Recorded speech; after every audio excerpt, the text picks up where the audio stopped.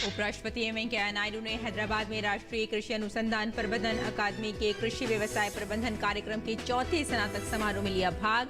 कहा, हमारा देश एक कृषि प्रधान देश है और हम कभी भी कृषि को नहीं कर सकते अनदेखा। उपराष्ट्रपति का सभी से समय के अनुसार कृषि के विकास के लिए मिलकर काम करने का आह्वान।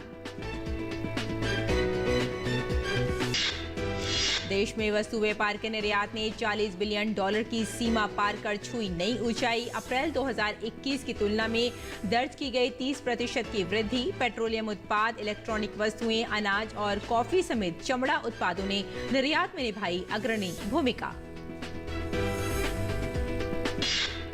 राजस्थान, पंजाब, हरियाणा, दिल्ली, उत्तर प्रदेश और मध्य प्रदेश सहित उत्तर पश्चिम भारत के मैदानी इलाकों में गर्मी का कहर जारी। मौसम विभाग ने राजस्थान, मध्य प्रदेश, पश्चिमी यूपी और हरियाणा में अगले 2 दिन के लिए जारी किया ऑरेंज और रेड अलर्ट। 15 मई की रात से पश्चिम हिमालयी क्षेत्र में बारिश की जताई संभावना। उत्तर प्रदेश के संभल में भीषण गर्मी के कारण आलू खराब होने से किसान परेशान। अचानक तापमान बढ़ जाने के कारण खराब निकल रहा है ज्यादा माल। उधर केरल में बारिश की वजह से रखी हुई धान को पहुंचा नुकसान। किसानों को उठाना पड़ रहा है भारी नुकसान।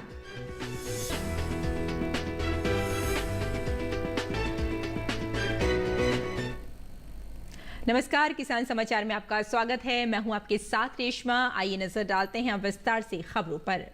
उपराष्ट्रपति एम वेंकैया नायडू ने शनिवार हैदराबाद में भाकरा अनुप राष्ट्रीय कृषि अनुसंधान प्रबंधन अकादमी के कृषि व्यवसाय प्रबंधन कार्यक्रम के चौथे स्नातक समारोह में भाग लिया। साथ ही उपराष्ट्रपति ने छात्रों को उत्कृष्ट कार्यों के लिए सम्मानित भी किया। उपराष्ट्रपति ने कहा कि हमारा देश एक कृषि प्रधान देश है और हम कभी भी कृषि को अनदेखा नहीं कर सकते। साथ ही उन्होंने कहा कि समय के अनुसार हमें कृषि के विकास के लिए मिलकर काम करना होगा। उन्होंने कहा कि कृषि क्षेत्र मेरे दिल के बहुत करीब है। मैं खुद कृषि परिवार में पैदा हुआ हूं और मुझे पता है कि किसानों की क्या परेशानियां होती हैं। पिछले वित्त वर्ष में रिकॉर्ड प्रदर्शन के बाद अप्रैल 2022 में निर्यात में मजबूत बढ़ोतरी का क्रम जारी रहा और वस्तु व्यापार के निर्यात ने $40 बिलियन की सीमा को पार करने के द्वारा एक नई ऊंचाई छू ली। अप्रैल 2021 की तुलना में इसमें 30% की वृद्धि दर्ज की गई है। इसमें पेट्रोलियम उत्पादों, इलेक्ट्रॉनिक वस्तुओं, अनाज, कॉफी समेत और चमड़ा उत्पादों ने निर्यात में रिकॉर्ड प्रदर्शन अर्जित करने में उल्लेखनीय वृद्धि के साथ अग्रणी भूमिका निभाई। सेवा क्षेत्र ने $27.60 बिलियन तक पहुंचने के लिए अत्यधिक अच्छा प्रदर्शन किया, जो अप्रैल 2021 की तुलना में 53% की बढ़ोतरी को दर्शाता है। और राजस्थान, पंजाब, हरियाणा, दिल्ली, उत्तर प्रदेश और मध्य प्रदेश सहित उत्तर पश्चिम भारत के मैदानी इलाकों, पश्चिमी मध्य भारत और विदर्भ के इलाकों में अगले 2 दिनों तक गर्मी का कहर जारी रहेगा। मौसम विभाग ने राजस्थान, मध्य प्रदेश, पश्चिमी यूपी और हरियाणा में सीवियर हीट वेव को लेकर अगले 2 दिनों के लिए ऑरेंज और रेड कलर वार्निंग आज जारी की। मौसम विभाग ने 15 मई से बढ़ते तापमान से राहत मिलने का पूर्वानुमान जताया है। मौसम विभाग ने 15 तारीख की रात से पश्चिमी विक्षोभ के प्रभाव से पश्चिम हिमालयी क्षेत्र में बारिश की चेतावनी जारी की। विभाग ने कहा कि इसके प्रभाव से चढ़ते तापमान में 5 से 7 डिग्री की राहत मिलेगी।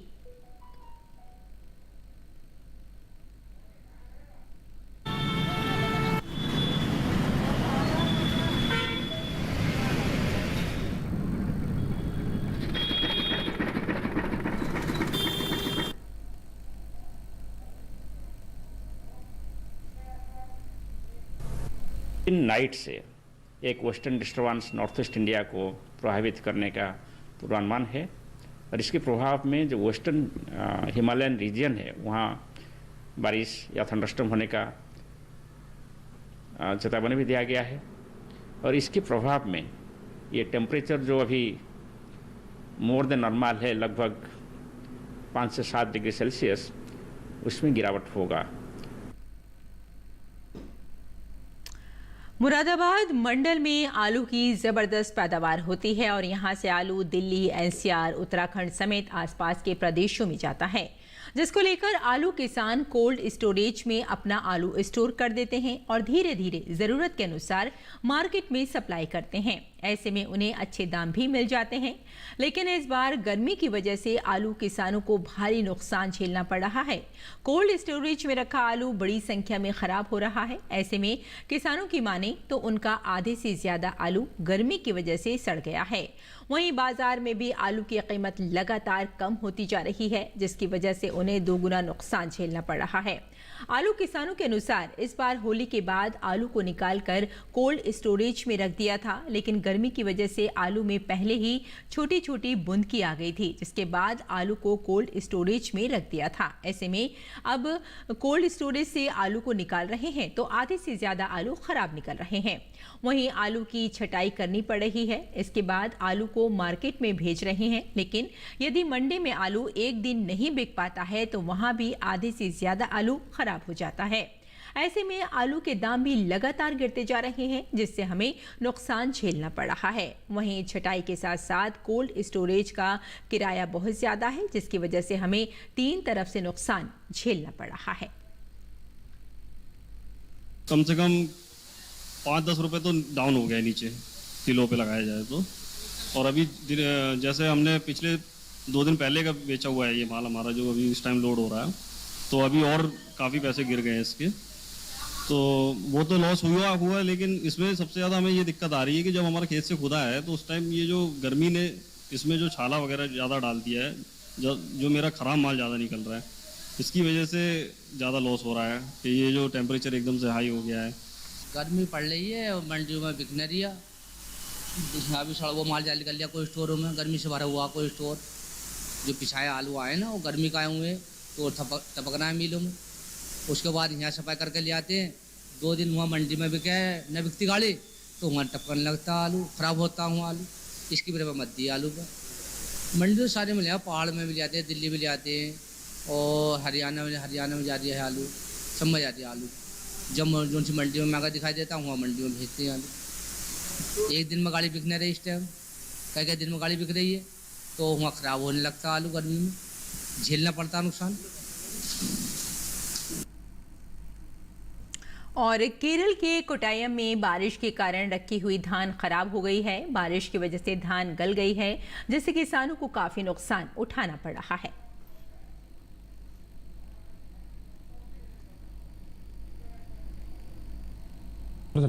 केरला में 4 दिन है 5 दिन है बारिश है, इसलिए ये चावल पूरा ख़राब आएगा, पूरा ख़राब है। देखो ये पूरा ख़राब आएगा। ये हम लोग क्या करेगा अभी? ये कितना पैसा हम लोग ये बाइक में पकड़ेगा? बहुत पैसा से हम लोग काम किया है। अभी ये चावल क्या करेगा हमको मालूम नहीं है। ये लेके आएगा आदमी नहीं आएगा इधर है, तो केरल का बहुत मुश्किल है। पूरा केरला में बारिश है, पूरा खेती सब बेकार हो गया है। बारिश के समय कोट्टयम जिला है पूरा ख़त्म हो गया, खेती बाड़ी पूरा 10 दिन से बारिश है। अभी पूरा धान पूरा ख़त्म हुआ है। अभी हम लोग काम करने के लिए आया है एक किसान का आदमी के साथ, वो पूरा ख़त्म हो गया है। नली खेती धान है, धान भूमि के अंदर बहुत पानी है। अभी हम लोग काम करने के लिए आया, पूरा सत्यानाश हो गया है। और इंदौर में आम के शौकीनों के लिए मराठी सोशल ग्रुप ने हर साल की तरह इस साल भी मैंगो जत्रा का आयोजन किया है। 13 मई से 15 मई तक चलने वाले इस मैंगो जत्रा में महाराष्ट्र के रत्नागिरी और देवगढ़ से हापुस आम लेकर किसान पहुंचे हैं। जत्रा में आने वाले ग्राहकों को हापुस आम की वैरायटी देखने को मिल रही है। लोग इसे खरीदने के साथ साथ वहीं पर स्वाद भी ले रहे हैं।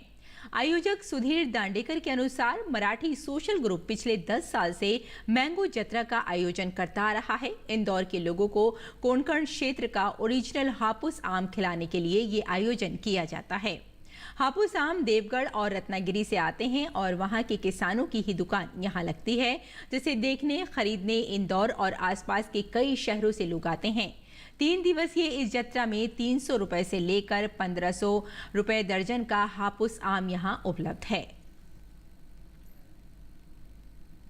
मैं सबको यही कहना चाहूँगा कि सारा काम छोड़िए, धूप गर्मी सब छोड़िए, यहाँ पे आइए, मैंगो जत्रा में आम का लुत्फ उठाइए। अगर आप आम के शौकीन हैं तो ये आपके लिए फेयरवेल है, स्वर्ग है। आम का शौकीन हूँ और बचपन से आम तोड़ के खाए हैं, तो उसका शौकीन हूँ और वैरायटी पता करने के लिए कि हापुस क्या है, कैसा है। महाराष्ट्र के जो आम है, रत्नागिरी के, सिंधुदुर्ग के, बहुत फेमस हैं, तो वो जानने के लिए इच्छुक था। इस वजह से मेरा आना हुआ जत्रा में।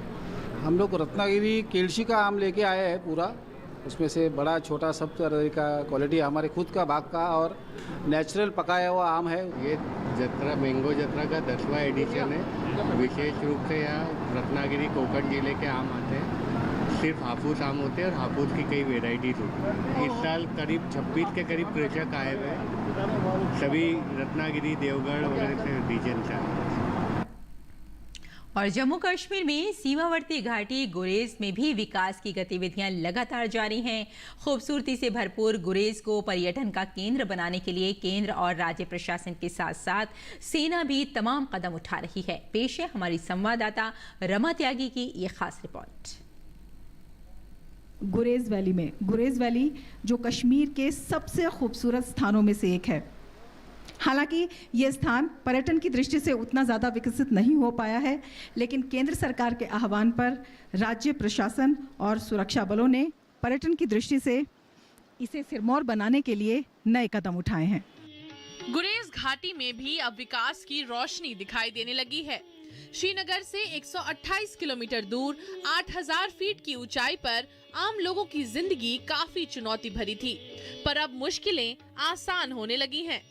हालांकि गुरेज बहुत ही खूबसूरत है, लेकिन अभी तक पर्यटकों की बहुत ज़्यादा पहुंच यहां पर नहीं हो पाई थी। लेकिन पिछले 1-2 साल से यहां पर पर्यटक आने लगे हैं, यहां पर विकास कार्य भी हो रहे हैं। यहां के जो मूल निवासी हैं उनसे हम बात करते हैं, यहां पर जो रहने वाले हैं उनसे बात करते हैं और उन्हीं से जान लेते हैं यहां पर क्या क्या काम हुआ है, पर्यटकों के लिए क्या क्या फैसिलिटीज़ है, क्या क्या वो देख सकते हैं और सरकार इसके लिए क्या क्या कदम उठा रही है। आपका नाम क्या है? मेरा नाम मोहम्मद शफीक लोन है, मैं यहाँ का लोकल हूँ।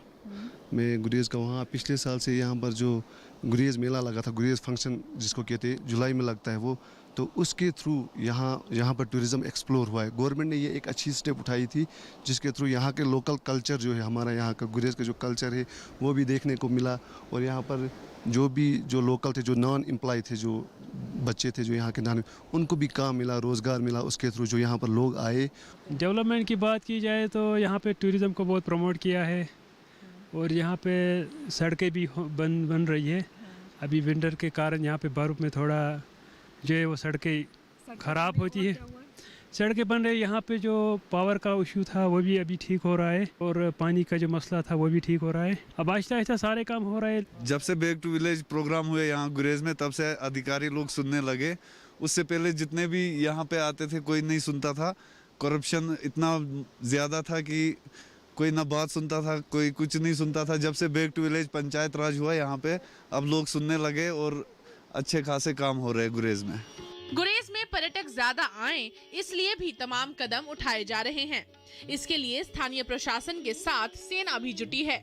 यहाँ पर जो यहाँ के रहने वाले लोग हैं उनका कहना है कि यहाँ पर अब काम हो रहा है और सड़कें बन रही हैं। इसके अलावा जो पानी के और जो बिजली के मुद्दे थे वो भी यहाँ पर हल होने लगे हैं। अब सरकार इनकी यहाँ पर सुन रही है। पर्यटन के विकास के लिए यहाँ पर बड़े कदम उठाए जा रहे हैं और पर्यटन की दृष्टि से हम आपको बताएं तो पूरा एरिया ही बहुत खूबसूरत है और इस तरह से आप यहाँ पर टेंट्स में भी आ सकते हैं, टेंटिंग फैसिलिटी भी यहाँ पर है। इसके अलावा जो होटल्स हैं वो भी यहाँ पर हैं और बेहद खूबसूरत पहल सरकार ने यहाँ पर ये भी की है। वॉक इन विलेज का एक नया पैटर्न है वो यहाँ पर शुरू किया जाएगा, जिससे लोग यहाँ पर यहाँ की सांस्कृतिक विविधता को जान सकें, यहाँ के लोग जिस तरह से रहते हैं उसको महसूस कर सकें और पूरी तरह से इस जगह का आनंद ले सकें। फेज़ 1 में हमने अभी एक एक्सप्लोर गुरेज इनिशिएटिव रखा, जहां हमने 8 सोशल मीडिया इन्फ्लुएंसर्स को इंडिया के कोने कोने से यहाँ गुरेज में हम लेकर के आए और उनके सोशल मीडिया अकाउंट्स, यूट्यूब्स,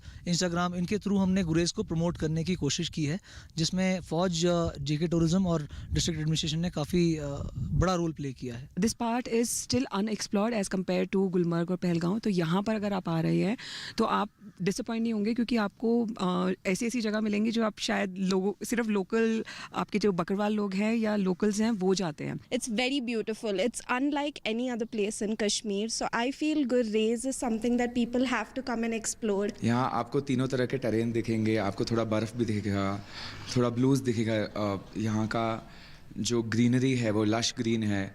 और आई थिंक कि जिन्होंने भी एक्सपीरियंस करना है पहली बार माउंटेन्स पे आना या कोई ऐसी सुंदर जगह में आना जहाँ वादियाँ दूर दूर तक दिखती रहे। मैं कहूँगा अगर सुकून तो गुरेज कहूँगा, सुंदरता कहूँ तो गुरेज कहूँगा। मैं कहूँगा कुछ घाव भरे कुछ भाव उठे, हम चल पड़े खामोशी में, देखकर गुरेज की सुंदरता हम खो चुके मदहोशी में। तो घाटी गुरेज की सुंदरता के बाद आइए बात करते हैं मंडी भाव की और देखते हैं कि देश भर की मंडियों में क्या रहा भाव।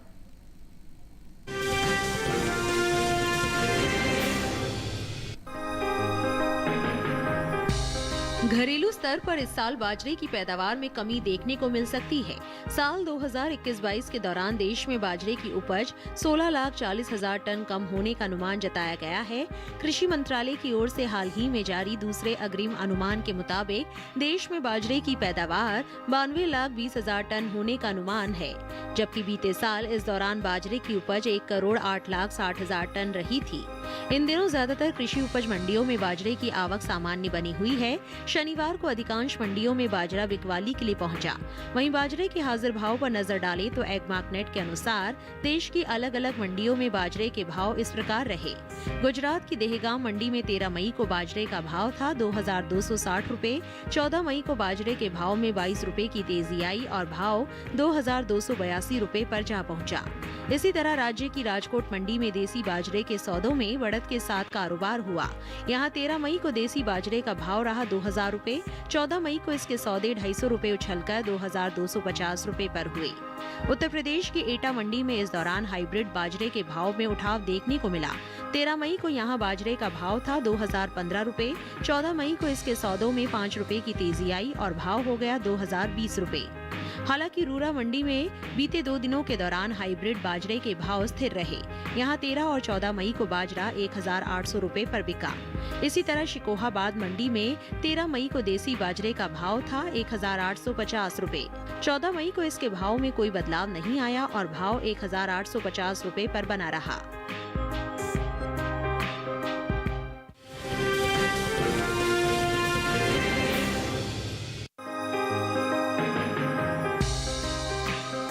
देश में इस साल उड़द की पैदावार में बढ़त देखने को मिल सकती है। घरेलू स्तर पर उड़द की उपज में इस साल 4,30,000 टन की बढ़ोतरी हो सकती है।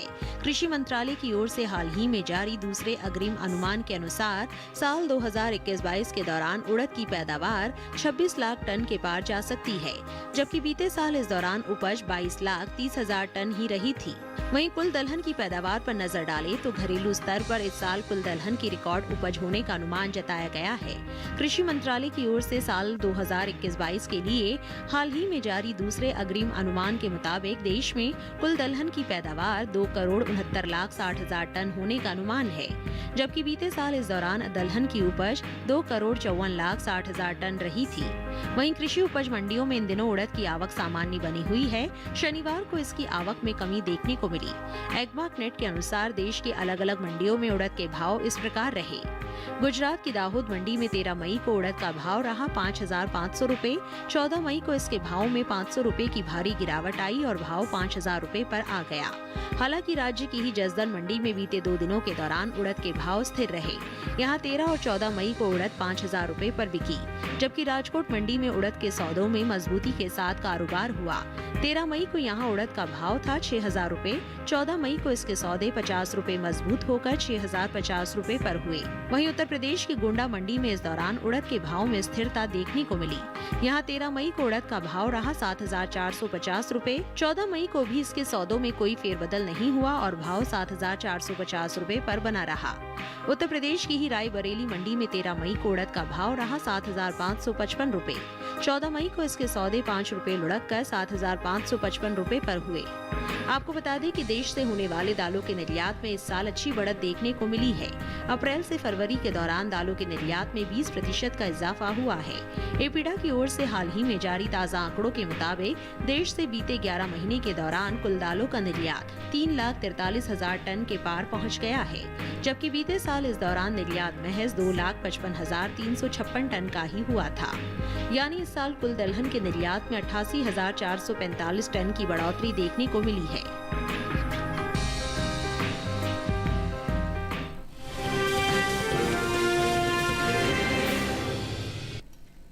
आइए अब जान लेते हैं कि इस मौसम में किसान अपनी फसलों का कैसे रखें ध्यान।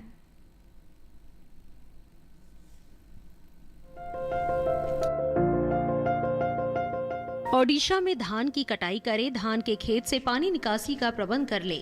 यहाँ गन्ने के खेत में सिंचाई करते रहे। इस समय लाल मिर्च में कीट लगने की संभावना बनी हुई है। ऐसे में लाल मिर्च में कीटों से बचाव के लिए कीटनाशक छिड़के। किसान जूट के खेत से जल निकासी की उचित व्यवस्था कर सकते हैं। इसके अलावा बैंगन की तुड़ाई करें, साथ ही टमाटर की तुड़ाई के लिए समय उपयुक्त है। ओडिशा में भिंडी की तुड़ाई करते रहे। अभी आम की तुड़ाई कर सकते हैं।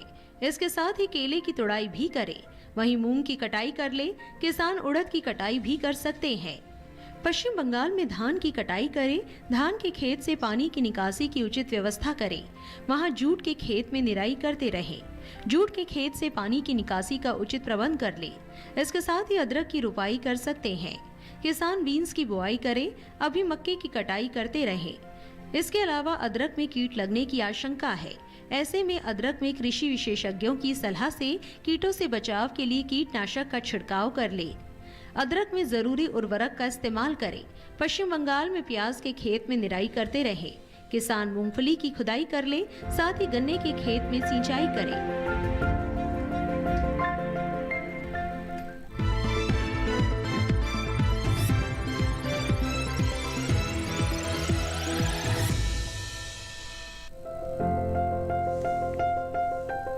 दालें प्रोटीन से भरपूर होती हैं।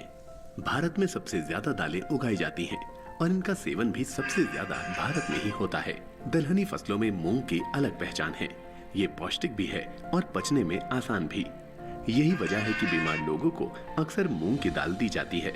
मूंग की बुआई बरसात के दिनों में होती है, लेकिन जायद के दौरान इसे हरी खाद के रूप में भी बोया जाता है। रबी की कटाई के बाद अगर आप मूंग बो रहे हैं तो गन्ने के साथ मिश्रित फसल के तौर पर इसे बोया जा सकता है। जब तक गन्ने की फसल बड़ी होगी, मूंग की कटाई का समय आ जाएगा। इस तरह किसान एक ही खेत से ज्यादा मुनाफा कमा सकते हैं। दूसरी ओर दलहनी फसल होने की वजह से मूंग मिट्टी की उपजाऊ शक्ति को बेहतर बनाती है।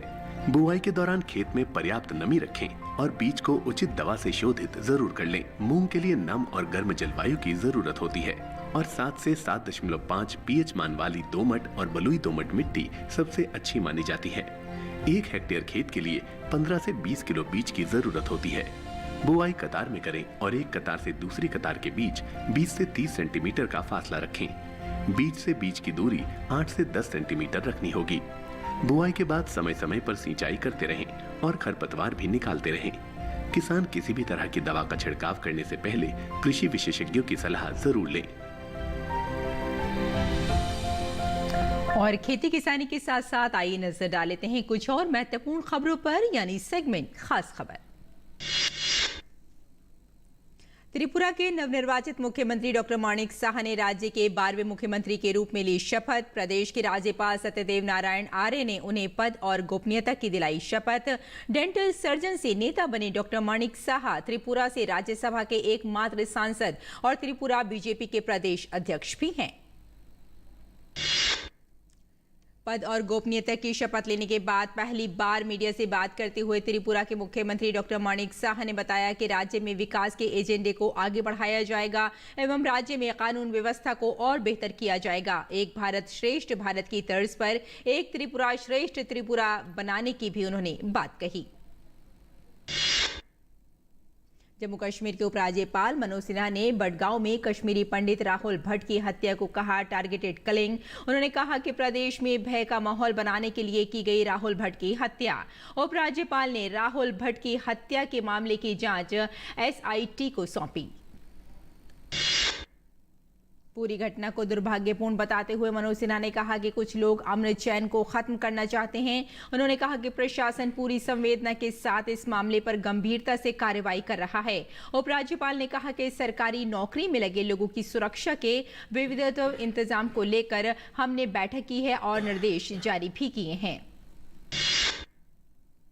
गुजरात के अहमदाबाद में रविवार से प्रदेश भाजपा की 2 दिवसीय चिंतन बैठक में केंद्रीय गृह मंत्री अमित शाह, मुख्यमंत्री भूपेंद्र पटेल, गुजरात भाजपा प्रभारी भूपेंद्र यादव और भाजपा के राष्ट्रीय सह कोषाध्यक्ष सुधीर गुप्ता शामिल। बैठक का मुख्य उद्देश्य पिछले वर्षों में गुजरात सरकार द्वारा किए गए कार्यों को लोगों तक पहुंचाना।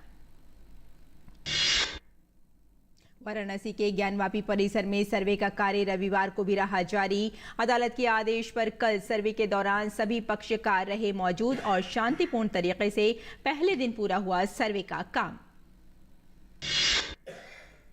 राष्ट्रपति रामनाथ कोविंद 3 दिन की जमैका यात्रा पर। जमैका के governor general sir Patrick Allen के साथ करेंगे प्रतिनिधि मंडल स्तर की वार्ता। 18 से 21 मई तक सेंट विंसेंट और ग्रेनेडाइंस की भी करेंगे राजकीय यात्रा। उपराष्ट्रपति वेंकैया नायडू संयुक्त अरब अमीरात के दौरे पर। भारत की ओर से शेख खलीफा बिन जायद अल नह्यान के निधन पर करेंगे शोक प्रकट। वहीं विदेश मंत्री डॉक्टर एस जयशंकर ने दिल्ली स्थित संयुक्त अरब अमीरात के दूतावास में शोक पुस्तिका पर हस्ताक्षर कर अपनी श्रद्धांजलि प्रकट की। तो किसान समाचार में फिलहाल इतना ही। अनुमति दें। नमस्कार।